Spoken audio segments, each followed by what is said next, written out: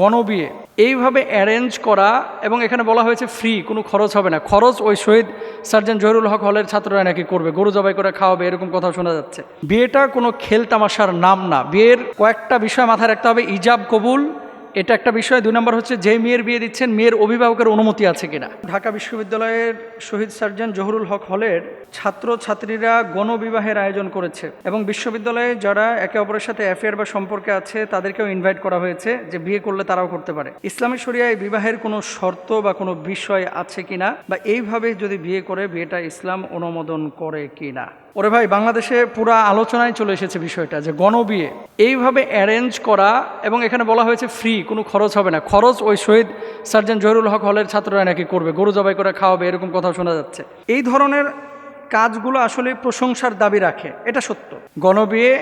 বিয়েটাকে সহজ করতে আল্লাহ রাসূল বলেছেন, প্রশংসার দাবি রাখে। তবে কিছু একটা আছে এখানে যেটা আমাদের জানতে হবে। বিয়েটা কোনো খেল তামাশার নাম না। বিয়ের শর্ত হচ্ছে 1 নম্বর একজনের পক্ষ থেকে প্রস্তাব আসতে হবে, 2 নম্বর হচ্ছে আরেকজনের পক্ষ থেকে গ্রহণ করার মানসিকতা থাকতে হবে। ইজাব এবং কবুল যেটাকে বলা হয়, 1 নম্বর হচ্ছে ইজাব, 2 নম্বর কবুল। তাহলে প্রস্তাব দিচ্ছে একজন, গ্রহণ করছে আরেকজন। আরেকটা বিষয় রয়েছে, বৈবাহিক ক্ষেত্রে প্রতিবন্ধকতা তৈরি করে আছে না, যে জোরপূর্বক একজনকে তুলে নিয়ে এসে বিয়ে করতেছে। আগে বাংলা সিনেমায় যেমন ভিলেনরা করতো, ওই যে জোর করে তুলে নিয়ে যে বিয়ে করে ফেলতেছে। আবার কেউ কেউ আছে যে একটা মেয়েকে পটায় গোলাপ শাহ মাজারের কাছে যে মাজারকে সাক্ষী রেখে, আকাশ বাতাস সাক্ষী রেখে বিয়ে করে ফেলতেছে।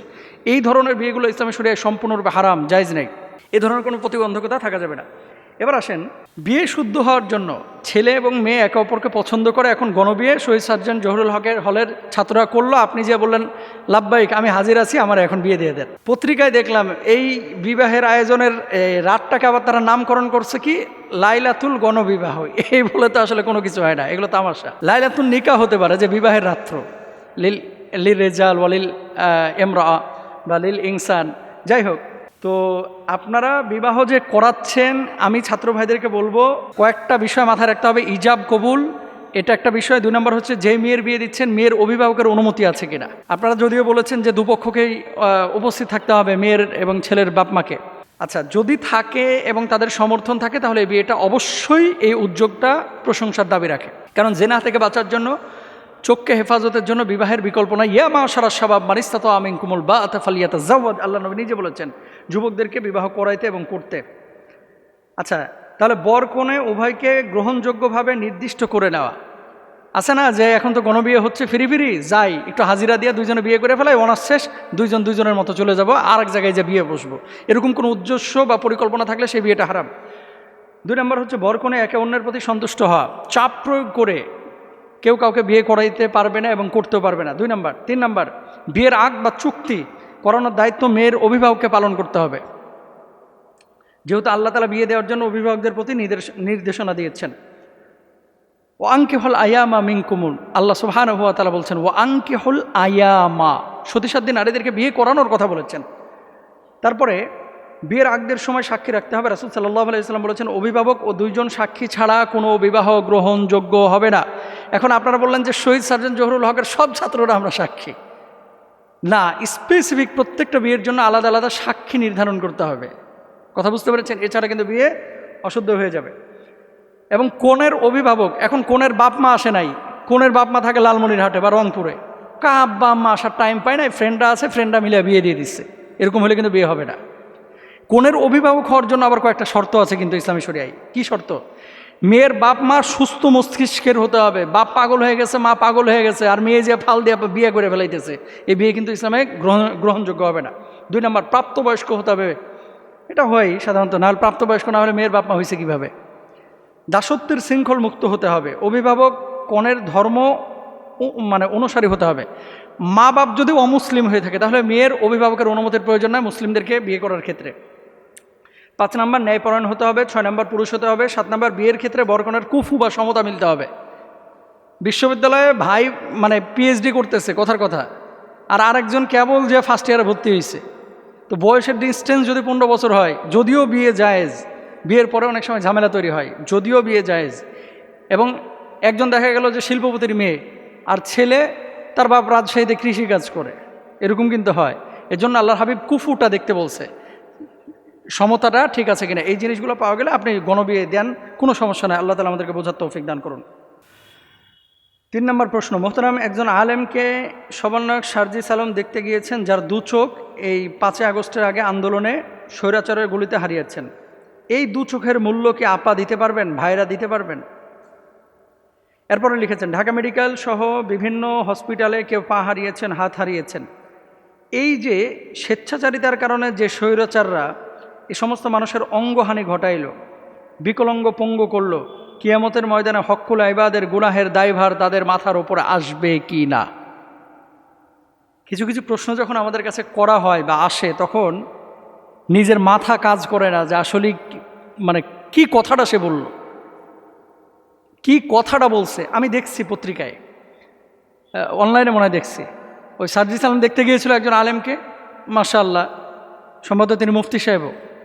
2 চোখ, যেই 2 চোখ দিয়ে কোরআন হাদিস পড়তো, পড়াইতো, যেই 2 চোখ দিয়ে খুতবা প্রদান করতো, দেখতো, সে 2 চোখ গুলির আঘাতে শেষ হয়ে গেছে। আচ্ছা, আর কখনো হয়তো বা সে দেখতে পাবে না। আমরা দোয়া করি আল্লাহ তাআলা সুস্থ করুক। এই 2টা চোখ, সাধারণ মানুষেরও যেমন 2টা চোখের মূল্য আছে, একজন আলেমের মূল্যও কিন্তু আছে। এই 2 চোখ দিয়ে যতদিন আপনি কোরআন পড়বেন, ততদিন কোরআনের এই প্রতিটা হরফের সব কিন্তু সে পেত। আজকে কিন্তু কোরআন সে দেখতে পাচ্ছে না। আজকে হাদিস পড়ে পড়ে মানুষকে শোনাইতো, সেটা করতে পারতেছে না।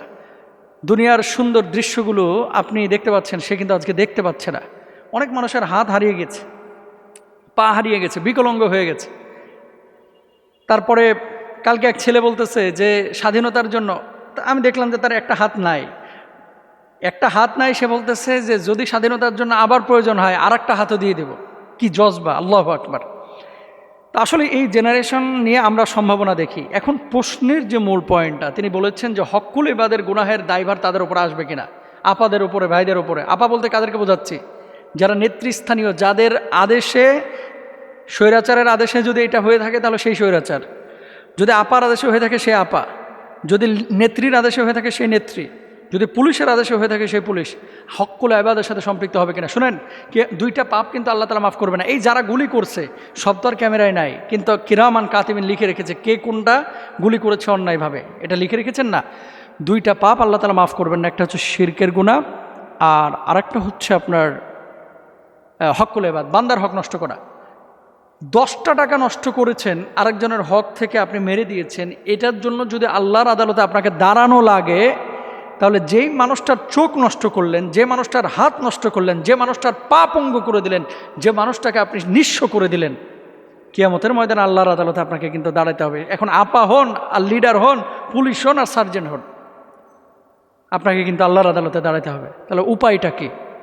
উপায় একটা আছে মাপ পাওয়ার। সেটা কি? ওই অন্ধ আলেমের কাছে গিয়ে হাত পা ধরে আপনারা মাপ চাইতে হবে, কান্নাকাটি করতে হবে। যদি বছরের পর বছর কান্নাকাটি করা লাগে, আপনি কান্নাকাটি করবেন। উপায়টা কি? আপনি যে তার একটা পায়ের ক্ষতি করেছেন, তাকে ক্ষতিপূরণ দিতে হবে। কাকে?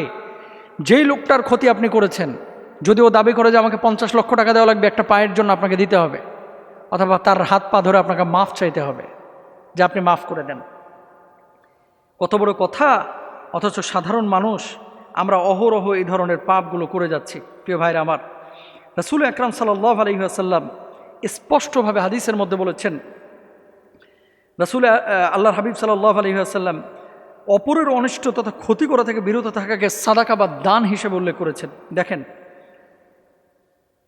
আল্লাহর হাবিব বলেছেন প্রত্যেক মুসলমানের দান খয়রাত করা ওয়াজিব। সাহাবীরা বলেন, সে যদি সক্ষম না হয়, অর্থাৎ দান করার জন্য তো টাকা পয়সা প্রয়োজন, সে টাকা যদি সে তার না থাকে তাহলে কিভাবে দান করবে? নবীজি তখন বললেন, তাহলে সহজতে কাজ করে নিজে টাকা উপার্জন করে দান করবে। সাহাবীগণ বলেন, যদি তার সে সামর্থ্য না থাকে কাজ করার, তাহলে সে দুস্থ বিপদগ্রস্তকে কায়িক পরিশ্রম করে, হাত দিয়ে, কথা দিয়ে, জবান দিয়ে সাহায্য করবে। সাহাবী বললেন, সেটাও যদি সম্ভব না হয় তাহলে কি করবে? আল্লাহর হাবিব সাল্লাল্লাহু আলাইহি সাল্লাম বললেন, তখন সৎ কাজের আদেশ দিবে। সেটাও যদি সম্ভব না হয় তাহলে কি করবে? আল্লাহর নবী তখন বললেন, তাহলে সে অপরের ক্ষতি সাধন থেকে নিজেকে বিরত রাখবে। আল্লাহু আকবার! কত বড় কথা! তার মানে কি, অন্যের ক্ষতি যদি আপনি না করে নিজে নীরবতা অবলম্বন করেন, ধরেন কারো উপকার করতে পারলেন না, কিন্তু কারো ক্ষতি করেন না ভাই, প্লিজ। আপনি উপকার করতে পারেন নাই, আবার ক্ষতিও করেন নাই। আল্লাহর নবী বলতেছেন, এই যে মানুষটি ক্ষতি করার সামর্থ্য থাকা সত্ত্বেও, পুলিশ হয়ে গুলি করার সামর্থ্য তার ছিল, তারপরে লিডার হয়ে আরেকজনের ক্ষতি করার সামর্থ্য তার ছিল, ভূমি অফিসে কাজ করার পরে ঘুষ খাওয়ার সামর্থ্য তার ছিল, সে ঘুষ খাইল না, সে ক্ষতি করলো না। আল্লাহর নবী বলতেছে এই ক্ষতিটা না করার কারণে আল্লাহ তাআলা তার আমল নামায় সাদা কাজ সওয়াব দিয়ে দেবেন, সুবহানাল্লাহ। তাহলে এই জিনিসটা দেখেন কত বড় কথা। তো যে মানুষগুলোকে পঙ্গু করেছেন, চোখ হারিয়েছে, একটা পা হারিয়েছে, হাত হারিয়েছে, বিকলাঙ্গ হয়েছে, পঙ্গু হয়েছে, আল্লাহর আদালতে দাঁড়াইতে হবে, আল্লাহর আদালতে দাঁড়াইতে হবে যারা এই ক্ষতিগুলো করেছে। সুতরাং দুনিয়ার জিন্দেগি খুবই ক্ষণস্থায়ী। আপনি লিডার হন, আপা হন, ভাই হন, নেত্রী হন, আপনি আসেন, আসার পরে হয় তাদের কাছে মাপ চান অথবা তাদের কাছে ক্ষমা চান, ক্ষতিপূরণ দেন, আল্লাহ তাআলা ক্ষমা করবেন ইনশাআল্লাহ তাআলা। কিন্তু এগুলো যদি ক্ষমা না চেয়ে কোনো মানুষ মারা যায় কিয়ামতের ময়দানে সরাসরি আল্লাহর আদালতে দাঁড়াইতে হবে, কোনো সন্দেহ নাই। আল্লাহ তাআলা আমাদেরকে বোঝার তৌফিক দান করুন।